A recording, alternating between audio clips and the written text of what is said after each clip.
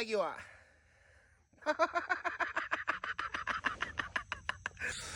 Jadi wak, cerita punya cerita. Sebelum kita pergi pasang tajuk, kita nangkut dulu wak.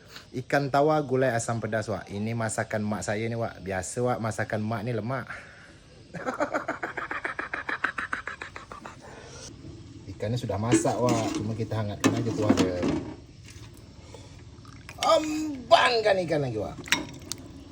Takut pula wak ai. Kepunan nak pergi masang tajuk, ingat pula gulai mak saya. Bismillahirrahmanirrahim.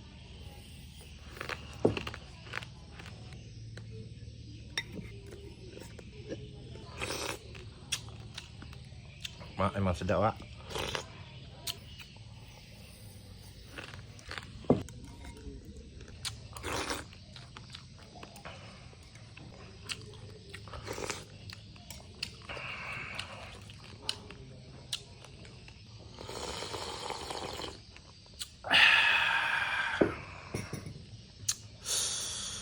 Gila wak.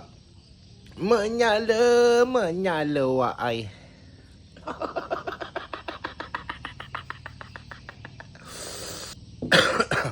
Teruk wak, Pak Tekong nunggu kat sampan. Awak bantai angkut dia nunggu kat sampan.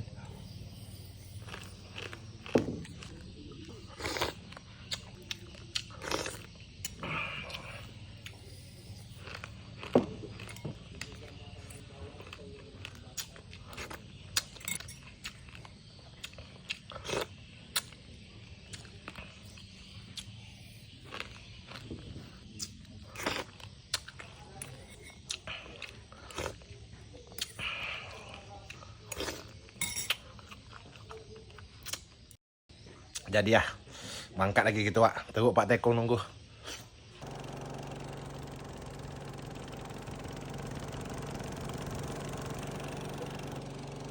Buat dokat gelombang wak.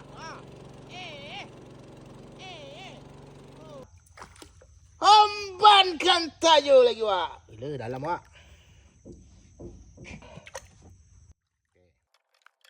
Jadi wak, sudah siap wak. Besok pagi kita angkat wak.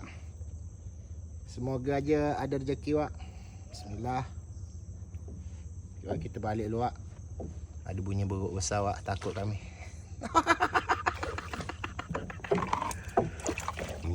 Kata dia wak.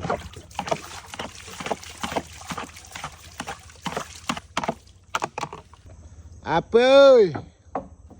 Wak monyet wak.